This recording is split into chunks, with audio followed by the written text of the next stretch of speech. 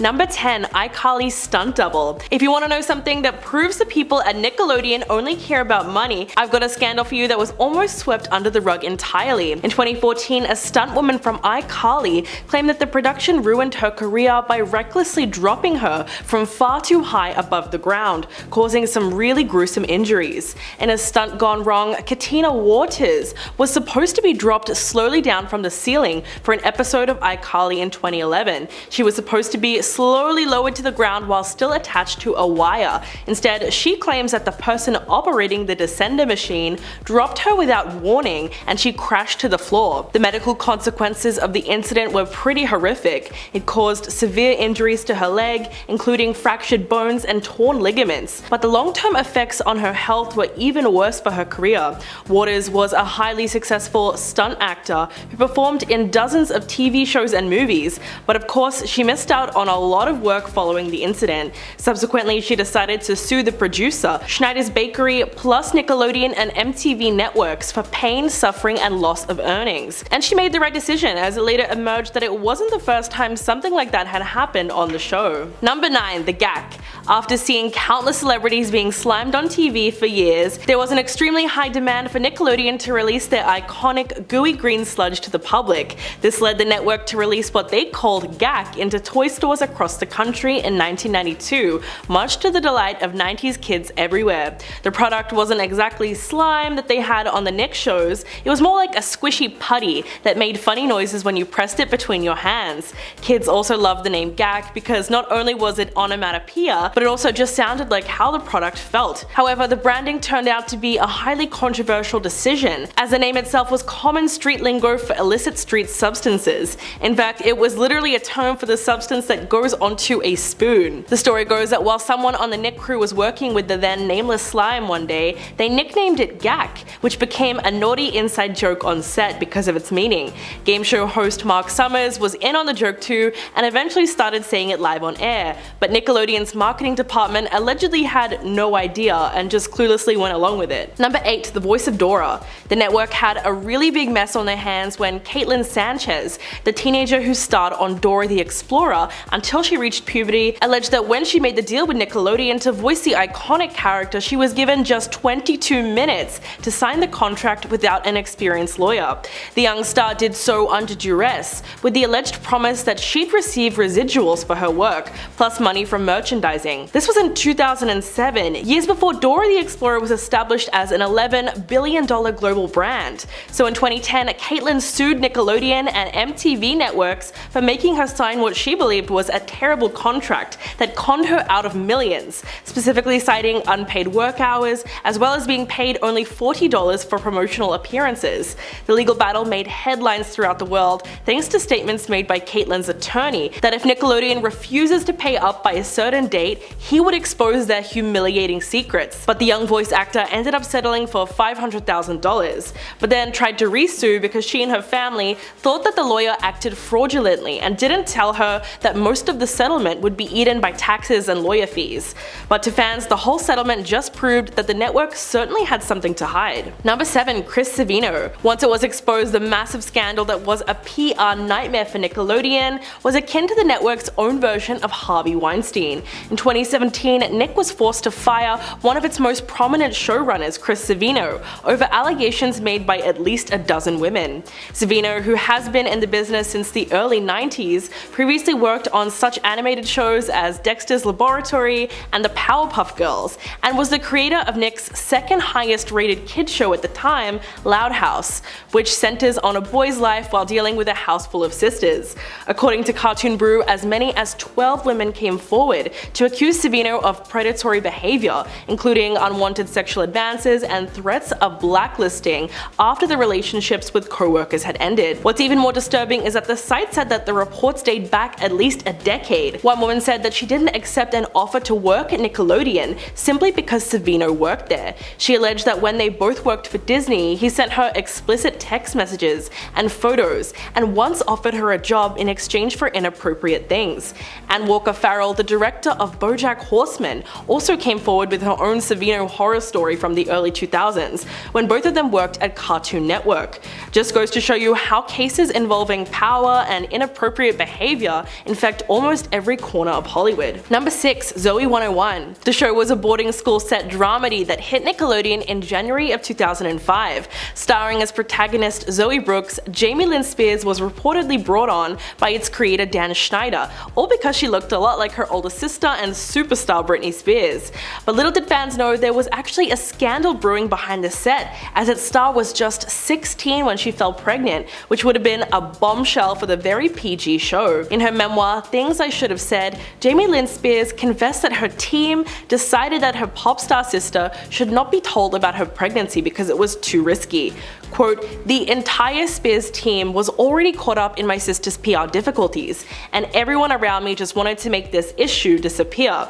From there, her family and management pulled her out of school until they could figure out what to do next, and even took away her phone for fear that the news would get out. As a result, the actress said that even her father stopped talking to her." But once the news was released, Nickelodeon immediately released a statement saying, "We respect Jamie Lynn's decision to take responsibility in this sensitive and personal situation." And after wrapping shooting for the 4th season of Zoey 101, the network cancelled the series altogether. Number 5. Jason Biggs. In the early seasons of Teenage Mutant Ninja Turtles on Nickelodeon, Jason Biggs could be heard voicing lead turtle Leonardo, but scandal quickly erupted at the network when it was revealed that his social media activity was offensive enough that there were many calls to Nickelodeon to protest his involvement with the show. So in 2014, after only 2 seasons, he was ultimately replaced by Seth Green on the popular series, and for a good reason. Jason's Twitter in the 2010s was a PR nightmare. In fact, there didn't seem to be any topic too controversial for him to joke about, like a Bachelorette contestant who died, a plane crash, the Pope, women's basketball, and sexually explicit comments about the politician Paul Ryan's wife. But the jokes backfired big time when the official Ninja Turtles Twitter account gave a shout out to Jason's personal account and encouraged their followers to check it out. It's safe to say that the kid-friendly and PG network is not pleased with the immense backlash that they started receiving from parenting groups and conservative bloggers, eventually leading them to release a statement apologizing, while Fox News host Megyn Kelly called the American Pie actor a disgusting pig and called for him to be fired. Ultimately, the network responded to the pressure and gave Jason the boot. Number 4. Angelique Bates. The actress who was one of the original cast members on Nick's sketch comedy show All That exposed the reality behind the cameras when she spoke to the Shade Room in 2016. Angelique explains some of the horror she endured, such as physical, emotional, and mental mistreatment from her mother in front of producers who not only turned the other cheek, but strongly urged her to just accept the violence and remain silent. She said that she was only 12 years old when the nightmare began, and that the producers and cast members could hear her yelling, but nothing was done to help her. According to Angelique, Child Protective Services did eventually show up in 1996, but she said that the adults on set pressured her to stay silent. Possibly in an attempt to muddy the waters or save her own skin, Angelique's mother, Dee Bates, came forward in support of her daughter, although she tried to shift the blame onto the network.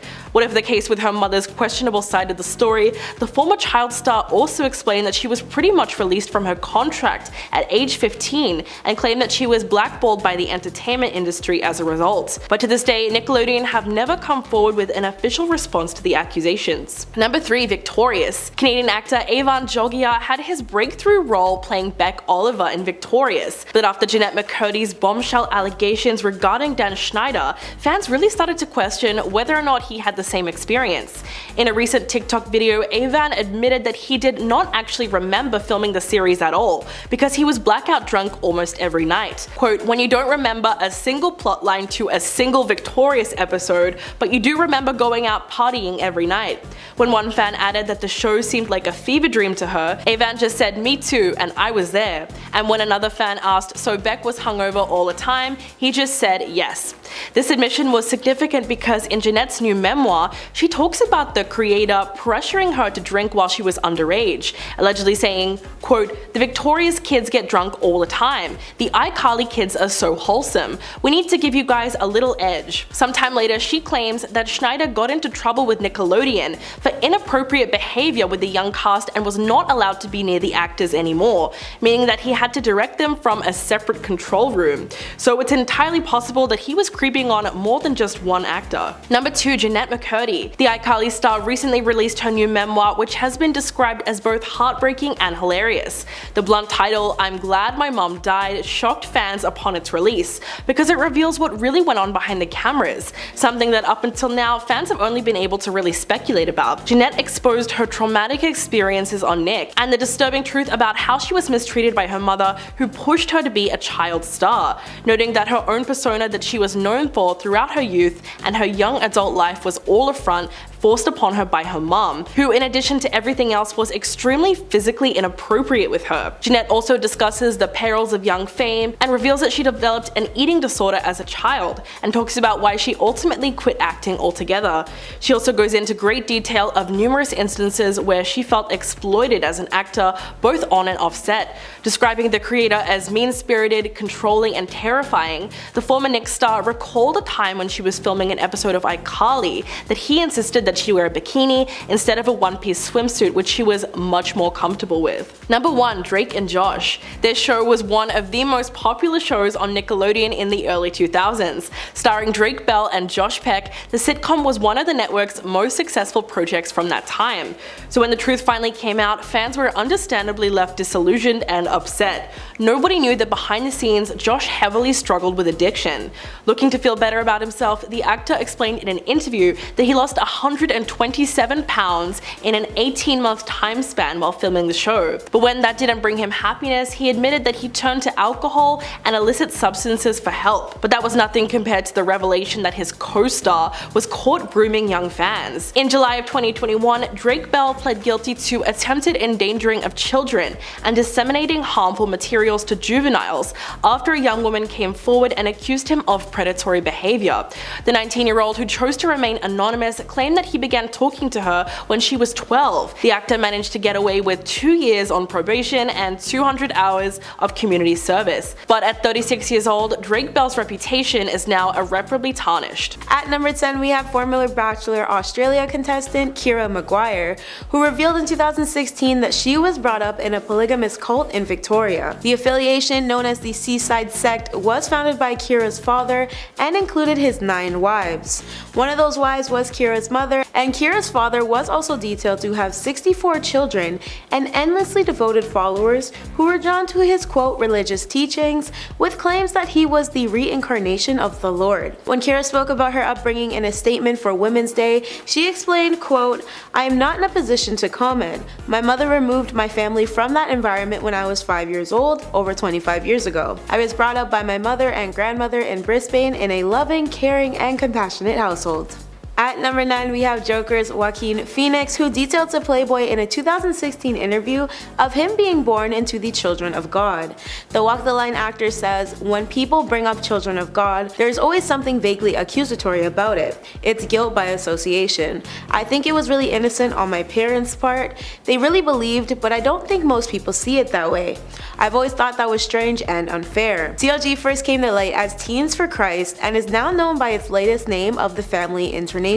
This organization started as a method of messaging known as flirty fishing, which was explained to have used intercourse to depict God's love and mercy to gain new believers. In the same Playboy chit-chat, Joaquin also disclosed his parents' gradual realization of the disturbing nature of the group's practices. While Joaquin said he believed his parents' original thoughts of finding a community who shared their own ideals, on the opposite end, cults rarely brand themselves as just that. Instead, they deem themselves as quote like-minded people, but Joaquin detailed that as soon as his parents caught on to something darker happening, they got themselves out right away. At number 8, we have Stranger Things Joyce Byers actress Winona Ryder. Now, unlike a lot of other celebs on today's list, Winona seems to share great sentiment and respect for her former lifestyle. The group, known as the Rainbow Family Commune of Living, is located in California and is described as more of a community rather than a cult. Still, Winona was 7 when her family relocated into the Rainbow organization, and alongside 7 other families, Winona was reportedly living without television, music, and electricity across a 300-acre plot of land. According to the actress, she spent most of her developing years taking up an interest in her now career and reading, following her mother showing her and her siblings movies that were screen projected inside the farm's barn. When Winona recalled her childhood in a Dazed interview, she was incredibly fond and spoke highly of Rainbow. Quote, "It was pretty incredible. We were in 380 acres of redwoods and there was no electricity." At number 7, we have Smallville duo Kristen Cruick and Allison Mack, who were allegedly members of a group known as NXIVM. This quote religious organization brands itself as a self-help group for the rich and famous in accordance with the Albany Times. Apparently of the two, it was reportedly Kristen who initially joined the gathering and then proceeded to later drag Allison along with her. Multiple sources hint that the actresses were recruiting love slaves for their alleged leader Keith's subgroup called The Vow. Inside the practices of The Vow, it's been rumored that the women were constantly degraded, blackmailed, and mistreated. A former NXIVM publicist made claims that the gathering used girls who were not of legal age to fulfill Keith's needs, and the girls were branded with Keith and Allison's initials, whereas it stated that Allison was the visionary behind branding the young girls. Not to mention Keith's arrest in March 2018 in Mexico for trafficking and forced labor, with video footage depicting Allison ready to follow the police if they chose to leave the property with Keith. As for Kristen, she made a tweet which spoke about her enrollment in the group, detailing that the course helped her overcome her shy nature. She also discussed on the social platform her leave and how she maintained minimal contact with anyone still involved. But at the same time, Kristen flat out denied all claims regarding the accusations of her being in the inner circle, as well as her non-involvement as a slave. There was even another former member who confirmed on Twitter that Kristen's non-inclusion being a part of the cult subgroup, where she was described as a lovely person who would never engage in those kinds of activities, and how she had gotten herself out of the mess before ish got weird. At number 6, we have Breathe Again singer Toni Braxton. Now Toni released a memoir titled Unbreak My Heart, which revealed the R&B singer's involvement with the Pillar of Truth, a Pentecostal apostolic group alongside her family as a young girl. Toni explained how her family soon fell into religious extremism. The behavior in question was known as the women and their nakedness needing to be covered up fully, and almost everything was deemed as evil. This evil included seemingly normal occurrences like going to the movies, for example. In light of her experience, Toni described connecting her faith and her devotion to God with that of judgment, anxiety, and guilt. Apparently, the group also alleged to require its members to speak in tongues. Reportedly, Toni had faked this at a mere 8 years old just to keep up, explaining, "The ties that bound us together became the ties that strangled us." As per the Daily Mail, the Braxton family first became a part of 2 more repressive churches before they settled themselves into the Truth Foundation. At number 5, we have Batman's Batwoman actress Michelle Pfeiffer. Michelle has not been quiet about her disclosure that she was once an addition to a cult in 2013.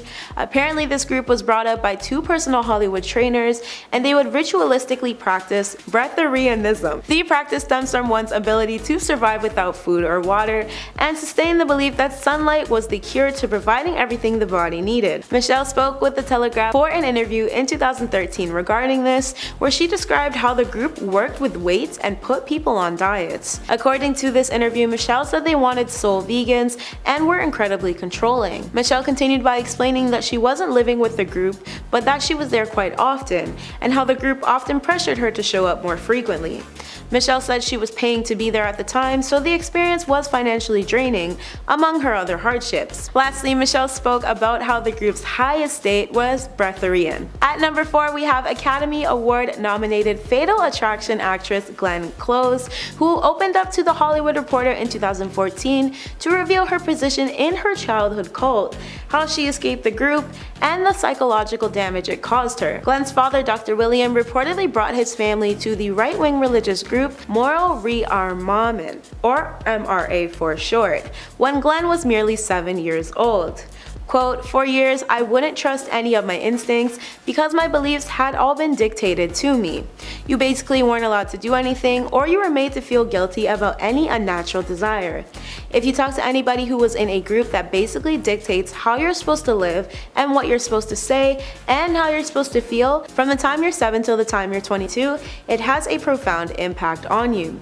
It's something you have to consciously overcome because all of your trigger points are wrong." At number 3, we have charmed actress Rose McGowan. Similar to Joaquin Phoenix's childhood, Rose expressed how she also spent her early days in the Children of God. Rose's father partook in the Italian chapter of the cult, reportedly located on the outskirts of Florence. But Rose has been extremely vocal in her time so far regarding her experiences and her successful escape. In a People interview, Rose recounted witnessing sexual misconduct as a child while living among the group. "I remember watching how the men were with the women. They were basically there to serve the men sexually. You were allowed to have more than one wife. The women would go to bars as lures and pick up recruits. They called it flirty fishing." For her escape, Rose took to rebelling by burning a wall made of Bibles and negatively responding to anyone who would ask her if she had, quote, "let God into her heart." By the time Rose was 9, she removed herself from the group with her father once it was clearly brought to light that the group encouraged inappropriate relationships between adults and children. At number 2, we have the Arquette family, who disclosed that they were once a part of an unnamed cult started out by a bunch of friends. Actor David Arquette was born and brought up in a Virginia commune where he was living with his sisters Patricia and Rosanna and their parents. Patricia sat down with Oprah in 2011 to explain how said group desired to create a utopian society, where she added that the commune had no bathrooms, electricity, or running water. Patricia also revealed on a WTF with Mark Maron episode that her family parted ways with the commune when the members of the group's true colors began to reveal themselves, where she said, "My dad said you bring the seeds of society with you. So you think this is all a great concept, but then suddenly you realize, oh, that dude has a real anger management problem, and this person is an alcoholic, and this person's greedy, and what are we doing here?" Following their Virginia leave, Patricia touched on the topic of her family's return to Chicago before they finally settled in LA. At number 1, we have the Smith siblings, brother Jaden Smith and sister Willow Smith. While their group is not officially deemed as a technical cult in today's day and age, there have been allegations that both siblings are involved as active members in the Organite Society. According to the group page's Instagram, they are a, quote, "secret society of individuals who create and place Organite to balance Gaia's energy." According to the group page's Instagram, they are a, quote, "secret society of individuals who create and place Organite to balance Gaia's energies." The practice referred to as Gaia in question stems from Greek mythology and is the creator of Earth's personification and the universe, further known as Mother Earth. Both Jaden and Willow have been photographed with the crystallized orgone pyramids, which supposedly dispose of negative energy and instead push out positive vibes. However, according to arguable, believable, or unbelievable reports, the group delves into far more than just their unofficial trademark of good vibes only. Number 10. Portia de Rossi. In her 2010 groundbreaking memoir Unbearable Lightness, Portia de Rossi reveals the pain and illness that haunted her for decades, from a time she was a 12-year-old girl working as a model in Australia through her early rise to fame as a cast member of the hit television show Ally McBeal. She also detailed her struggles with and while living in the public eye, and recounted how she survived on 300 calories a day and took 20 laxatives daily, trying to maintain a weight of 82 pounds.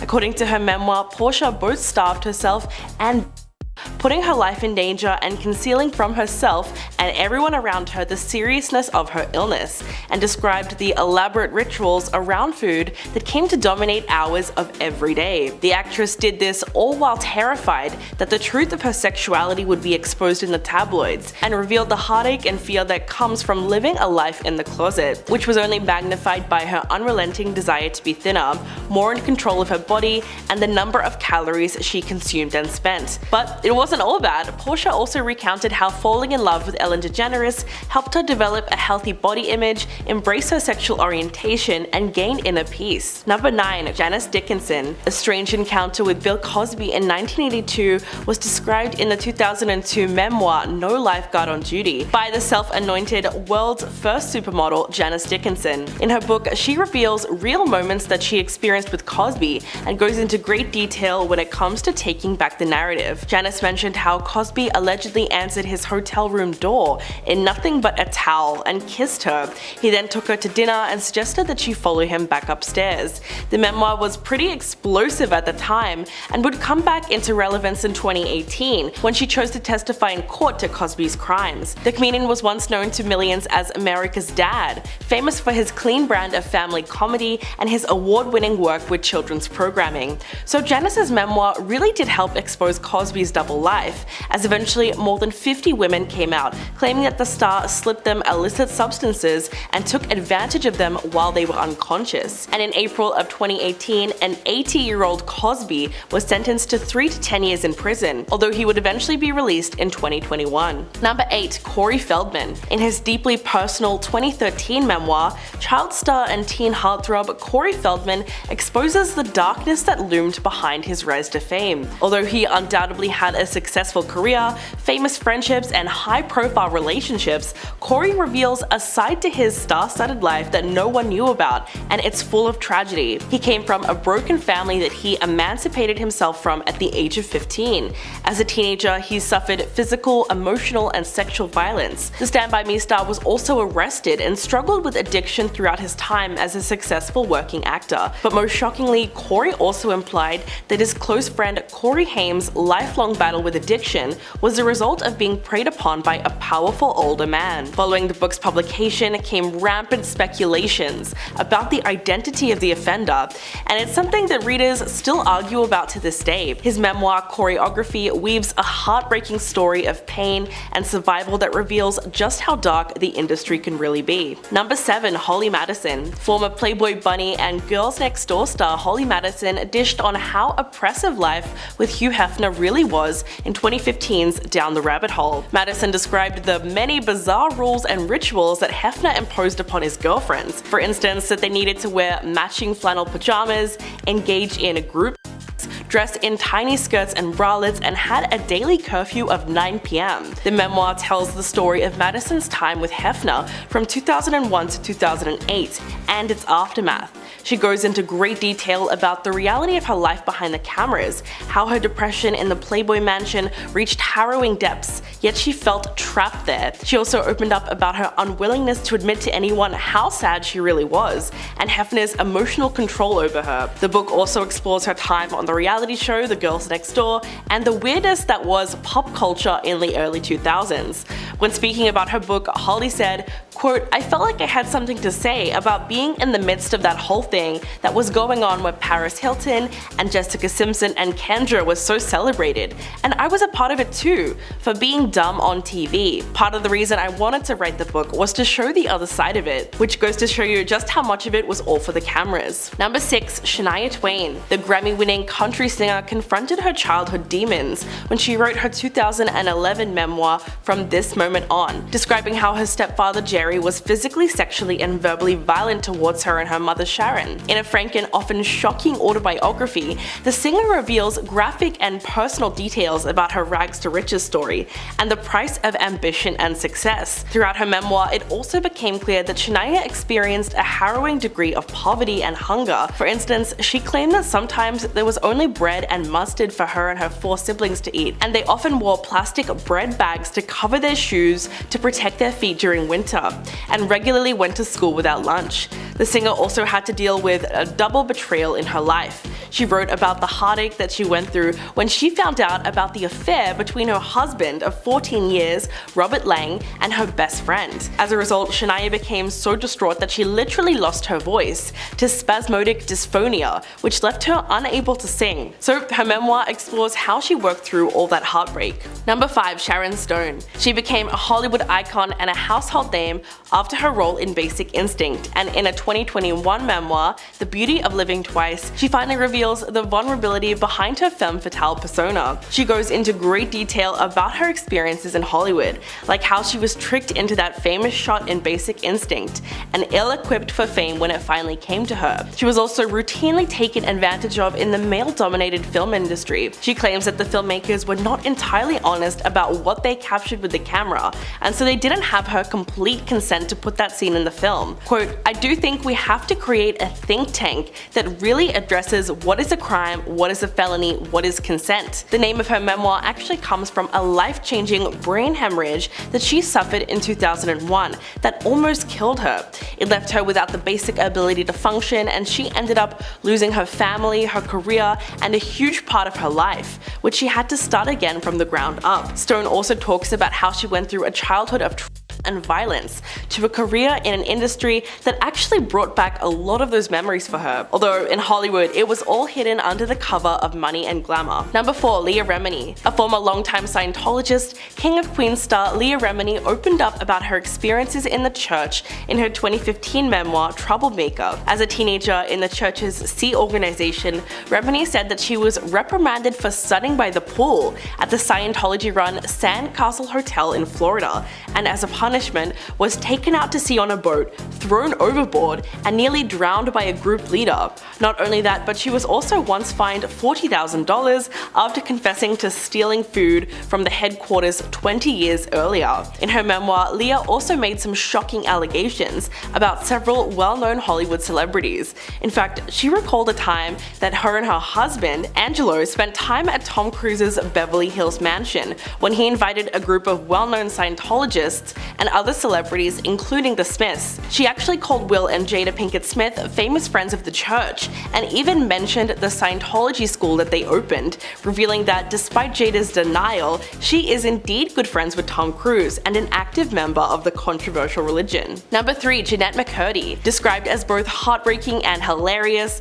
iCarly star Jeanette McCurdy's bluntly titled memoir, I'm Glad My Mom Died, gives fans a glimpse into what really went on behind the cameras, something that up until now fans have only been able to speculate about. Jeanette exposes her traumatic experiences on Nickelodeon and the disturbing truth about how she was mistreated by her mother, who pushed her to be a child star, noting that the persona she was known for throughout her youth and her young adult life was a front forced upon her by her mom, who, in addition to everything else, was extremely physically inappropriate with both her and her brother, even when they were teenagers. Jeanette also discusses the perils of young fame and reveals that she developed anorexia as a child, and talks about why she ultimately quit acting altogether. She also details numerous instances where she felt exploited as a teen actor, both on and off set. The actress refers to the person behind the demands as simply the creator throughout the memoir, never naming them. She simply describes them as mean-spirited, controlling, and terrifying, calling a time when she was filming an episode of iCarly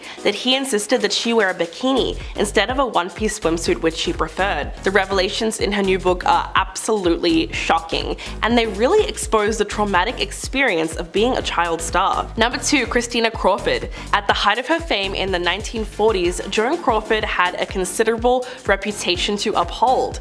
She won a 1945 Best Actress Academy Award for the lead role in Mildred Pierce. She lived in a beautiful house in Brentwood, LA, and used her wealth to adopt and raise 4 children, including Christina Crawford. For all of this, Joan was celebrated in the public eye and had extensive magazine spreads about her happy family life. But to her daughter, the facade was a complete lie, and eventually her frustration at the discrepancy between her mother's private existence and her public reputation bubbled over. In 1978, she published Mummy Dearest, which told the truth about her mother's character, that she was a sadistic perfectionist. It was the first tell-all celebrity memoir to talk so openly about childhood and subsequently was a worldwide sensation upon its release. In fact, it stayed at the top of the New York Times bestseller list for 42 weeks, and even resulted in the 1981 film adaptation starring Faye Dunaway that would go on to become a cult hit. To this day, most people associate Joan Crawford with that infamous scene where she launches into a vicious tirade after discovering Christina's dresses were hung up on wire clothes hangers. so it's safe to say that her reputation never recovered. And coming in at number 1, Rose McGowan. In her 2018 memoir Brave, the outspoken actress takes readers behind the scenes of her life in Hollywood, where she has become known as one of the fiercest and realest women fighting to expose the ugly truth about Harvey Weinstein and the systematic misogyny that has defined the industry for so long. The most outspoken of all of Weinstein's accusers, McGowan opens up about when she first met the movie mogul at the Sundance Film Festival, but only refers to him in her book as the monster. She was at the premiere of her 1997 film Going All the Way when he sat behind her. The next day she was sent to his hotel room, where the two talked about films and her acting goals.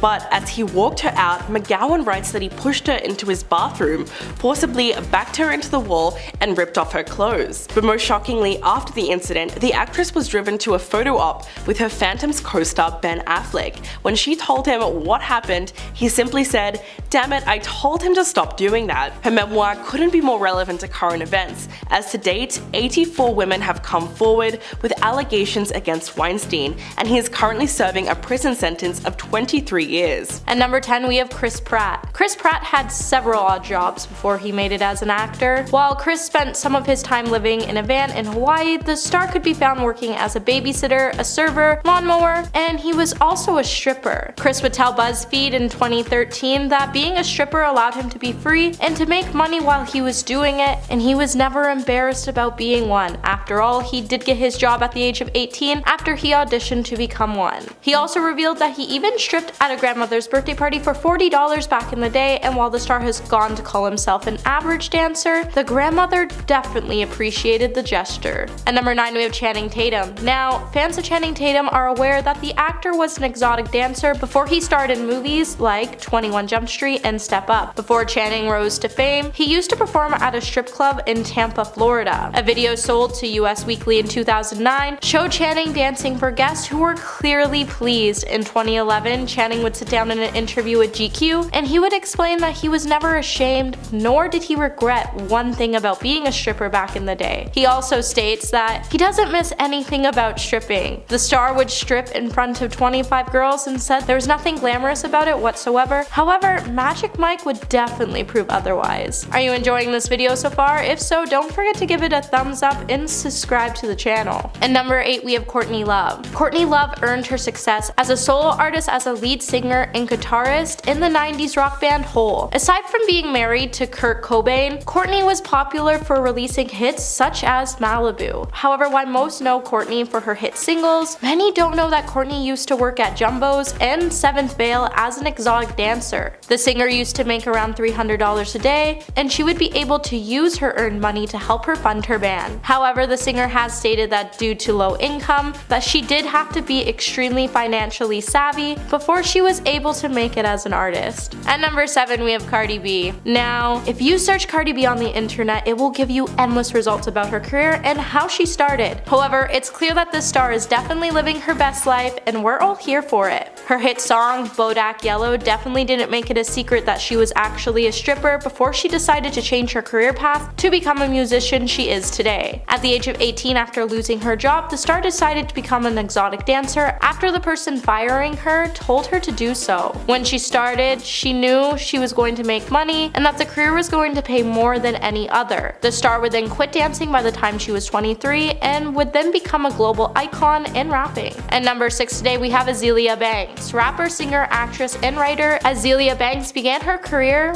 on MySpace back in 2008. Later that year, she would be signed to XL Recordings when she was just 18 years old. However, her breakthrough wouldn't come until 2011, and her single 212 would break the internet and enter several international charts. However, before she started her music career, Azealia actually used to work at the strip club. Azealia even said that she used to work at the strip club and it was her lowest point, but she needed money fast and she felt like she was such a chicken in the strip club. And it wasn't her thing at all, and she was actually only there for 2 weekends and then quit because her song 212 blew up. At number 5, we have Lady Gaga. Lady Gaga definitely knows how to make heads turn, and before she gave us the iconic song A Poker Face and Born This Way, the singer was actually a stripper. After dropping out of NYU, she moved out of her parents' house, and to support herself, she began working as a waitress during the day and a stripper at night. Gaga turned to stripping because her personality was bold bold and strong in her sense of sexuality, and her love for the human body made her feel confident. Gaga has even revealed to the World's Fabulous magazine that her act was wild, and she would wear black leather while dancing to rock and roll. She's also stated that she made more money stripping than she did waiting tables. Number 4, we have Javier Bardem. According to Javier, he started stripping as a joke, however, he got hired to do it again. He stated that while he was performing,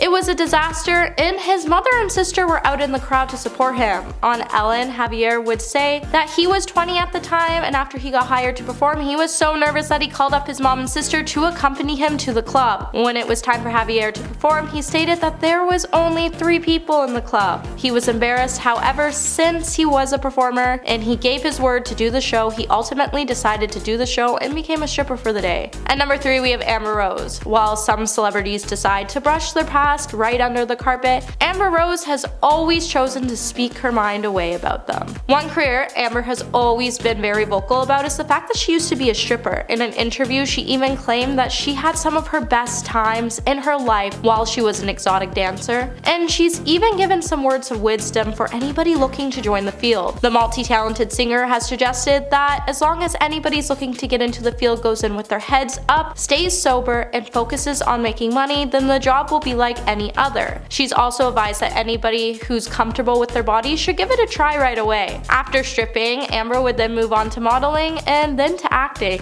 And number 2, we have Trina. American singer Trina never wanted to do anything with music. So after high school, she wanted to pursue a career in real estate. However, when she accompanied her friends to shoot a music video, another musician noticed her and asked her if she ever wanted to give music a try. Trina would initially decline, however, she would later agree, and the rest is history. Now, before Trina became a musician, she has admitted that she tried dancing for money, but quickly realized it was never for her. Her career barely lasted a week before she decided to officially opt out. And at number 1 today, we have Kat Stacks. After being born in Venezuela, Kat Stacks would relocate to the United States when she was just 8 years old. She would then grow into the sensational rapper and hip-hop musician she is today. Apart from her music career, Kat has had a pretty controversial lifestyle, and she's even tried her hand at exotic dancing. In an interview with 97.9 FM radio, Kat revealed that she was a stripper at the age of, and she recounts her time in her as a stripper as traumatizing, and that she just did whatever she could to get by. Since entering into the industry, the rapper has never been short to surprise the world with scandals and controversies. Number 10, Matthew Perry. During his time playing Chandler Bing on the TV show Friends,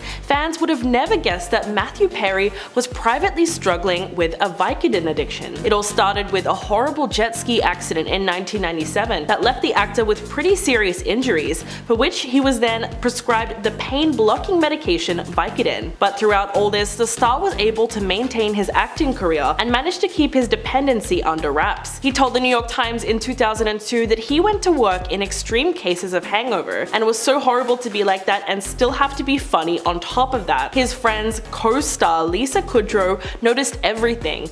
Quote, "When Matthew was sick, it was not fun. We were just hopelessly standing on the sidelines. We were hurting a lot." Sometime later, the beloved actor confessed that the series was causing him immense stress, which subsequently made his addiction worse. But throughout all of this, Perry has a positive outlook on life. Quote, "The best thing about me is that if an alcoholic comes to me and says, 'Will you help me stop drinking?' I will say, 'Yes, I know how to do that.'" So it's amazing that he's now able to help others who are in the same situation. Number 9, Machine Gun Kelly. In a candid conversation with Dave Franco for Interview magazine, the 32-year-old singer revealed that he was dealing with a secret dependency on illicit substances while writing and recording music. He said that he believed that this is how you attained a certain level or unlocked something in your brain. Quote, "Adderall was a huge thing for me for a long time, and I went from orally taking it to then it, and then it became something where I was scared to ever go into a studio if I didn't have something." Kelly went on to say that he wouldn't even step out unless there was a medicine man who was going to visit him and give him what he needed. Quote, "And that's where it becomes a problem.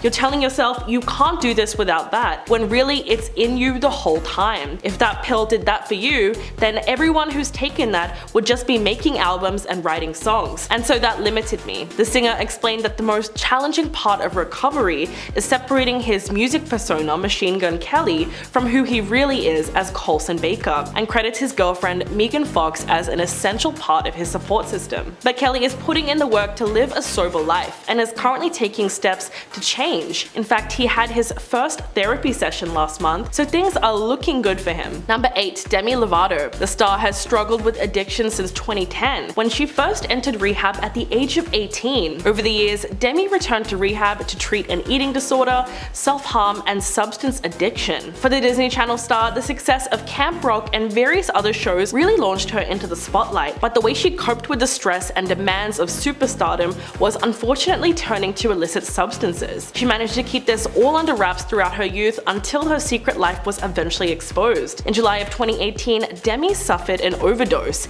and she spent several days in the hospital before going to treatment later that summer. In August, she told her Instagram followers that she was hospitalized, and she released the following statement on Instagram, quote, "What I've learned is that this illness is not something that disappears or fades with time. It's something I must continue to overcome and have not done yet." Since then, her journey through the ups and downs of sobriety has helped many people, and she has since been able to speak openly about her addictions. Number 7. Ben Affleck. The actor has long been vocal about his sobriety throughout his career, starting with his openness about his family history and rehab stays. But it wasn't always this way.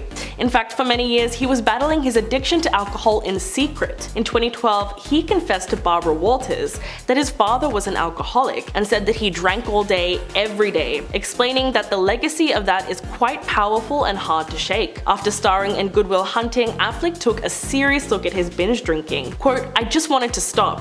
I started regretting some things I did when I was drunk. It's funny to be obnoxious or out of control. I have almost no inhibitions, so it's dangerous for me." But it wasn't until 2001 that the actor actually sought treatment for his alcoholism. He has since been to rehab multiple times and has been in recovery ever since. Things have been going well for the actor recently, but recovery can be an uphill battle, and Affleck suffered another setback in October 2019, 2 months after celebrating 1 year of sobriety, when he was photographed leaving a Halloween party intoxicated. But in January last year, he revealed on the podcast Awards Chatter that he feels very good despite having slips here and there. Number 6. Jamie Lee Curtis. It was 1998 and the iconic Scream Queen was cooking dinner for her and her 2 children in her LA home. And doing what she usually did, Jamie reached into her pants pocket and scooped up 5 Vicodin and swallowed them all at once with a swig of wine. But she didn't realize that a friend who was staying at the house was watching her from a doorway, and she was caught red-handed. Quote, "The jig was up. Now I knew someone knew. I had been nursing a secret Vicodin addiction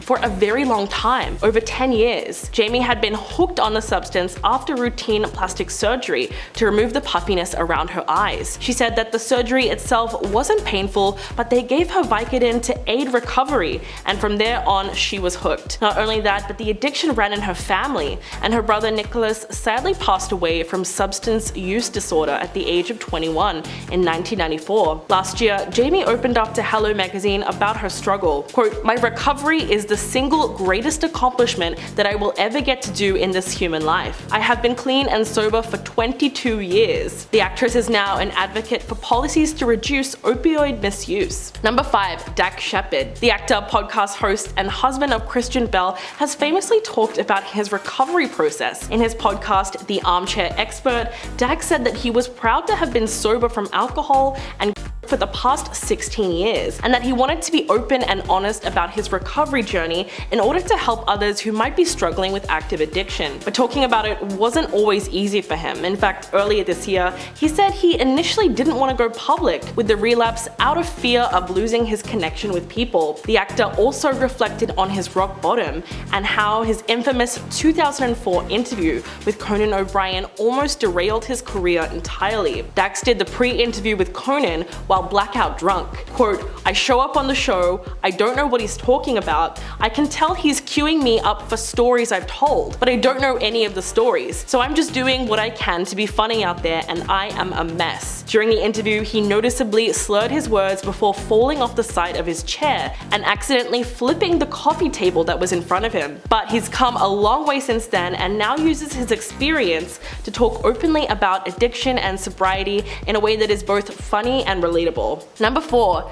Jamie Campbell Bower. The 33-year-old British actor began his ascent to fame in Sweeney Todd, the demon barber of Fleet Street in 2007 alongside Johnny Depp. He was then cast in Twilight New Moon as the ancient leader Caius and starred as a young Gellert Grindelwald in Harry Potter and the Deathly Hallows Part 1 the following year. Today, Jamie is best known for playing the villain Vecna in Series 4 of Stranger Things, but has since revealed that he has been suffering from substance addiction in his early years. The actor posted a 2-part tweet telling fans about his problems with substance misuse and his time in hospital receiving mental health treatment. Quote, 12 and a half years ago, I was in active addiction, hurting myself and those around me who I love the most. It got so bad that eventually I ended up in hospital for mental health. But he went on to assure fans that he is now 7.5 years clean and sober. He admitted that he had made many mistakes in his life, but each day is a chance to start again, atone for mistakes and grow. He ended the tweet with an inspiring message by saying that he is so grateful to be sober and that all of us are works in progress. Number 3. Bradley Cooper. In a new episode of the Smartless podcast,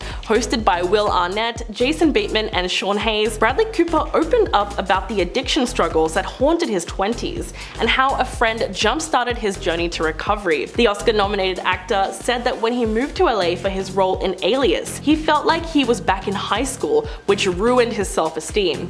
Quote, I couldn't get into any clubs, no girls wanted to look at me, I was totally depressed. He was later fired from the series and was dealing with an injury to his Achilles tendon at the same time. During this trying time in his career, he turned to coke and his addiction slowly got worse over time. It was only when Cooper went to a dinner party with Arnett when he was 29 that he realized he had hit rock bottom. Arnett, who was essentially his hero, called him out for his rude behavior during the party, and then the actor had a light bulb moment and realized that he had a problem with illicit substances and alcohol. Then between the ages of 29 to 34, the actor worked really hard at sobriety and had an ongoing journey of self-acceptance thanks to therapy. Number 2. Travis Barker. The Blink-182 drummer was in a horrific plane crash in 2008 that killed everyone on board except for him and one passenger.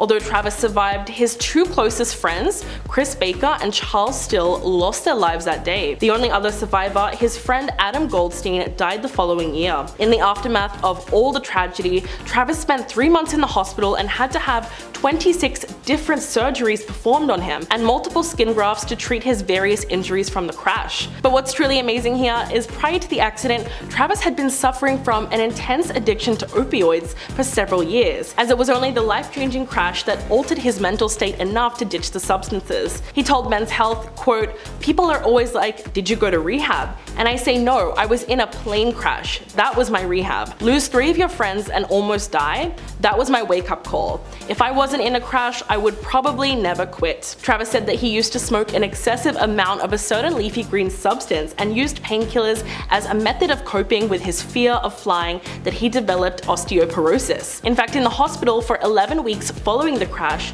Travis frequently regained consciousness during surgeries because his opioid tolerance was so high. And coming in at number 1, Robert Downey Jr. The actor is now one of the most notable and inspiring cases for sobriety. Robert Downey Jr. has had a phenomenal Hollywood comeback story and is now one of the most bankable and highly paid actors in show business, starring in blockbuster comic book films like Iron Man and in the Avengers, but the actor spent most of his early career under the influence, leading to high-profile arrests and a string of rehab visits. His addiction started during childhood and was allegedly encouraged by his father, Robert Downey Sr., who also had a substance use disorder and allowed his son to try a leafy green substance at only 6 years old. According to a 1996 People article, the illicit substances actually facilitated an emotional bond between the two, and so for years, addiction was incredibly difficult for Downey Jr. to break away from. It was only when his wife, Susan Downey, revealed in 2006 2003 that she gave her husband an ultimatum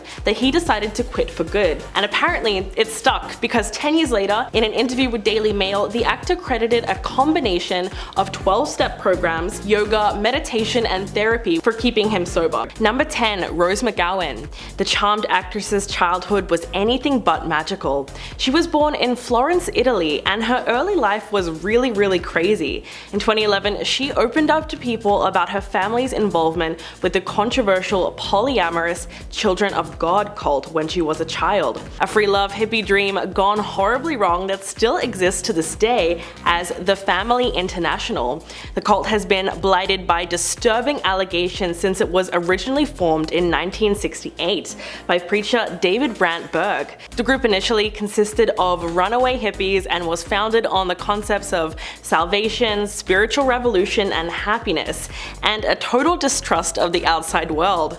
Unfortunately, as most cults go, Rose and her family were caught up in their deep web of control. But she knew she wanted to get out from the cult from an early age. Quote, "I did not want to be like those women. They were basically just there to serve the men." It was only when her father learned that the cult's leaders planned to endorse encounters between children and adults that the family escaped in order to protect Rose, who was only 9 years old at the time. It's a miracle that they got out at all. Number 9. Janet Jackson. Keeping an entire marriage under the radar in Hollywood seems practically impossible, but somehow Janet Jackson pulled it off twice. Janet married singer-songwriter Renee Elizondo in 1991 and kept the union under wraps for almost 10 years until he filed for divorce in 2000. Then in 2012, she again managed to secretly marry Qatari billionaire Wissam Al-Mana, but waited a year to announce it. But her marriage to Renee was totally unknown to the public. The couple were a creative powerhouse together and married after a few years of dating, in a hidden ceremony in March of 1991. It was her decision to keep the marriage a secret, and she told Rolling Stone that she wanted to live a normal family life because since she was a child, her personal life had been lived in the public eye. According to Janet's Lifetime docuseries, Renee proposed to her on a beach during a rainstorm, which sounds really romantic, but their divorce was public and brutal. The singer ended up suing Janet for $25 million in spousal support, alleging that he'd signed a prenuptial agreement while under duress. The lawsuit dragged out for 3 full years, and Renee reportedly walked away with upwards of $10 million in 2003. Number 8. Ricky Martin. Back in 2000, there was an infamous interview that the star had with Barbara Walters, where she pushed him to speak on the rumors that had been circulating since the beginning of his career. In that interview, he is hesitant to respond after she says, quote, "You know, you could stop these rumors. You could say, as many artists have, yes, I am gay, or you could say, no, I'm not. Or you could leave it as you are, ambiguous." It was very apparent that Martin was not only taken back by the abrasive line of questions, but simply refused to answer, probably because the mainstream attitude towards queer people in the 2000s was infinitely more negative than it is today. Ricky was also a renowned Latin artist, and such an ambition may have very well alienated a large majority of his audience at the time. For about a decade after the interview, speculation about his sexual orientation was everywhere. Then in 2010, he shocked the world by posting on his website that he was, quote, "a fortunate homosexual man." It was a monumental moment in his career, and the star later said that becoming a father to his 2 twin sons prompted him to come out. Number 7. Leighton Meester. Unlike the character she played on Gossip Girl, Blair Waldorf, Leighton Meester wasn't born with a silver spoon in her mouth. In fact, the disturbing truth of her early life was revealed when news of her family's misdeeds started to surface at the height of her success. The actress told Mary Claire that her family has a crazy history, probably the craziest she's ever heard of, which is pretty accurate because Leighton was actually born in a Texas federal prison, while her mother was serving a 16-month sentence for smuggling. The actress told Cosmopolitan in 2009, quote, "My mom lived through a lot before I was born, and I can't judge her on that. She and my dad are good people. After she was born, her mother would go on to serve 3 more years in in federal prison for trafficking illicit substances, while her father was also serving time. As a young child, she was sent to halfway houses before settling with her grandmother, who was also involved in the same smuggling ring as her parents. In fact, her auntie, who was also sentenced for similar charges, actually broke out of prison and became the first woman ever in the US Marshals 15 Most Wanted list. Talk about girl power. But it's important to note that Layden says that growing up in her family wasn't all that bad and that she attributes a lot of her success to their struggles. Number 6. Demi Lovato. In the 2000s, she was one of the most up-and-coming Disney Channel stars ever, with the success of Camp Rock and various other shows that really launched her into the spotlight. Not to mention the fact that she was also a really good singer. But the way she coped with the stress and demands of superstardom was unfortunately turning to illicit substances. She managed to keep this all under wraps throughout her youth until her secret life was eventually exposed. In July of 2018, Demi suffered an She spent several days in the hospital before going into treatment later that summer. In August of that year, she told her Instagram followers, quote, "I have always been transparent about my journey with addiction. What I've learned is that illness is not something that disappears or just fades with time." Since then, her journey through the ups and downs of sobriety has helped many people, and she has since been able to speak a lot more openly about her addictions. Number 5. Michael J. Fox. Having starred in box office blockbusters and a long-running sitcom, Michael J. Fox was among the most promising stars of the 1980s. But despite all of his success and the fact that his career was on an upwards trajectory, in 1991 he was thrown a massive curveball. At just 29 years old, Fox was diagnosed with early-onset Parkinson's disease. Although he would not share the news with the public for another 7 years, fearing it would ruin his career. The diagnosis was difficult to accept because he was young and so healthy at the time. He even got 4 doctors' opinions before eventually accepting his fate. All the time, Fox kept his condition out of the spotlight. He was both suffering and learning about the disease while his acting career was greatly affected. Then, much to the world's shock, the actor decided to go public with the news in 1998 before eventually becoming a strong advocate for Parkinson's research and making an acting comeback. It was a secret that he kept in for such a long time. It must have been incredibly freeing when he was finally able to tell the world. Number 4. Lance Armstrong. Some people have called this the biggest sports scandal in history. Lance Armstrong was the best pro cyclist at one point in time. The American won the sport's most prestigious event, the Tour de France, 7 consecutive times from 1999 to 2005. But he was holding in an explosive secret that would tarnish his reputation forever. In 2012, Armstrong denied that he ever relied on performance-enhancing substances, calling the allegations against him outlandish and heinous. But when the US anti-doping agency released compelling evidence, his web of lies started to crumble. He eventually admitted to Oprah Winfrey in 2013 that he did in fact cheat and stated that his mythic perfect story was one big lie. What's more, Armstrong insisted that he never even felt bad or felt it was wrong when he used the performance-enhancing substances. The whole thing remains one of the most dramatic sports interviews ever. He was subsequently stripped of his 7 Tour de France titles and bronze Olympic medal, and was forced to step down as chairman of Livestrong, and all of his achievements were gone in an instant. Number 3. Prince.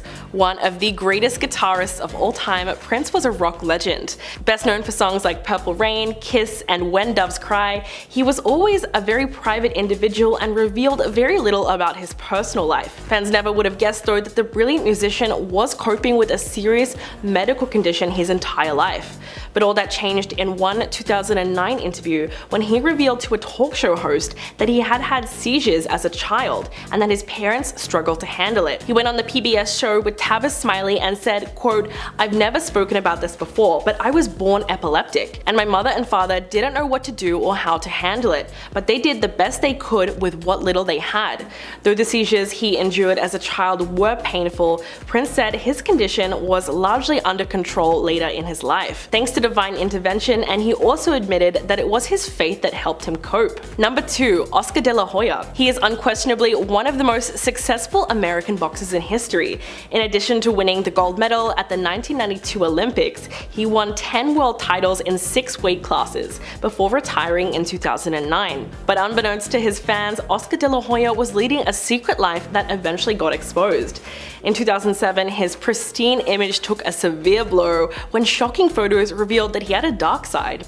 The New York Post published a story that included photos of De La Hoya with model Milana Dravnel, wearing full-body fishnet stockings, women's underwear, high heels, and boxing gloves. At the time, a panicked De La Hoya denied the photos were real, and it was later reported that he paid Dravnel a whopping $20 million to remain quiet. But it wasn't until a 2011 interview with Univision that the former Golden Boy admitted that he had in fact indulged in cross-dressing. Quote, "I'm tired of lying to people, lying to myself." So it turns out that it was real. Number 1. Matt Lauer. He was one of NBC's biggest stars for 2 decades, where he got the show top ratings as a star anchor. In fact, he was allegedly so valuable to the network that Peacock gave him a yearly salary of $25 million. But his stellar reputation and incredible achievements all came crashing down in 2017, when NBC received a detailed complaint from a colleague about inappropriate behavior, with reason to believe it may not have been an isolated incident.